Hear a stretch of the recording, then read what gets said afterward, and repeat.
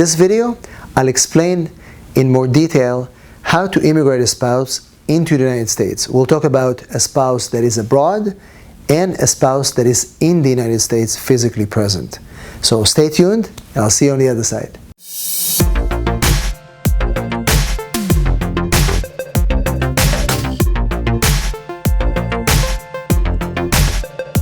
In this video, we'll talk about the process of immigrating a spouse from abroad to the United States, both somebody who is physically present here and somebody who is currently abroad. But before that, I want to encourage you to subscribe to our channel, click that like and subscribe and follow and share with your friends, anybody who may need this information, and also follow us on Instagram. We have 2 accounts that we'd love for you to see our activity on Instagram as well.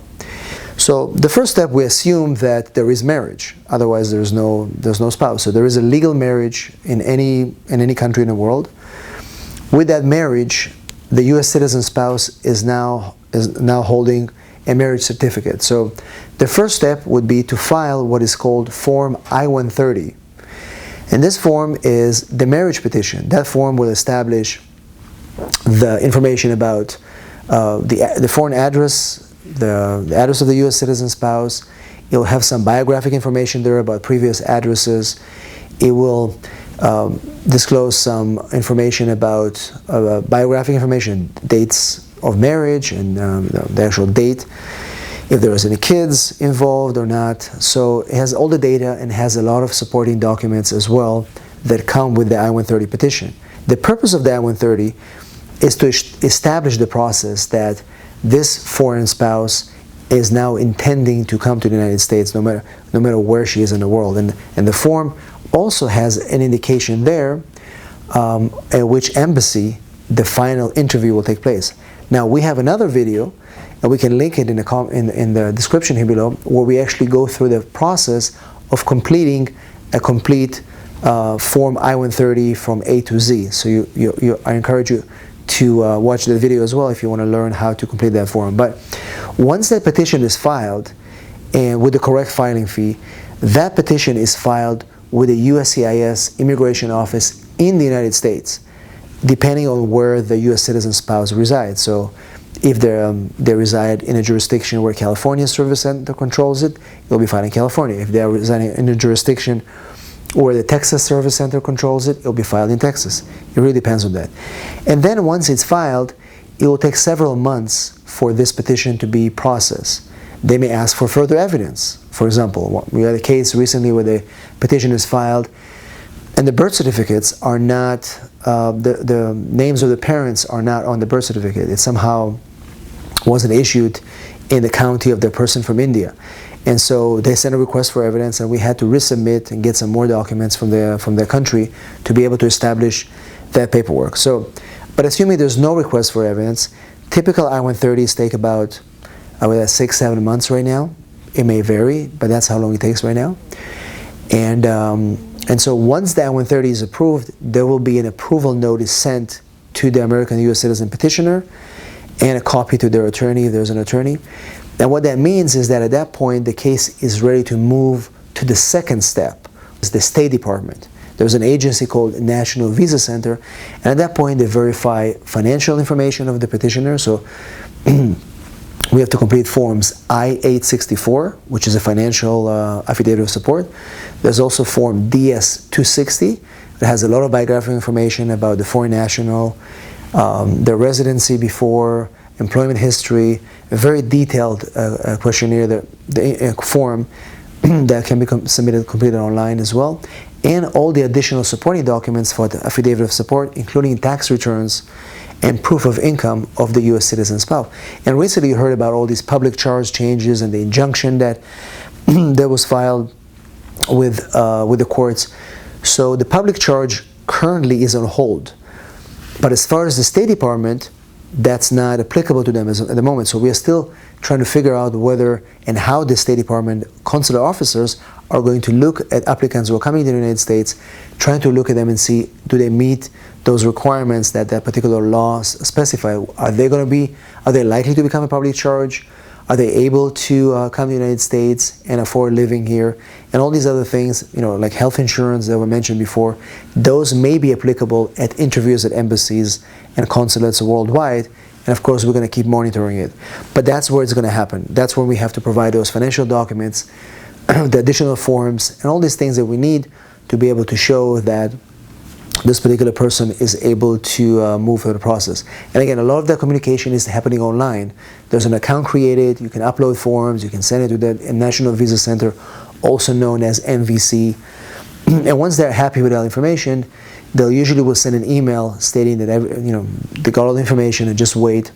And then probably 3-4 months from there, and again, right now things are a little bit slow, but the average should be around 3-4 months from there, there should be another email stating that that case is now scheduled, is ready to be scheduled for an interview.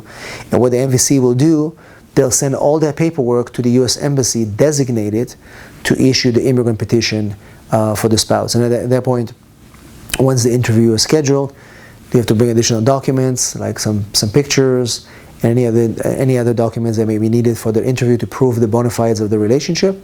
And then the foreign spouse, not the U.S. citizen. The U.S. citizen is not required to go to that final interview. Will show up at the consulate, will go through a medical exam right there with a designated civil surgeon before the interview. And if all goes well, answers the right questions, there's no issues of concern about fraud or whatever, then at that point, the immigrant visa will be issued. Now remember, most people think that they get an actual green card at the U.S. Embassy. They don't. What they do get is an immigrant visa. And that immigrant visa, usually classified as an IR, either 1 or 6, that visa is typically issued for 6 months to allow the foreign spouse to enter the U.S.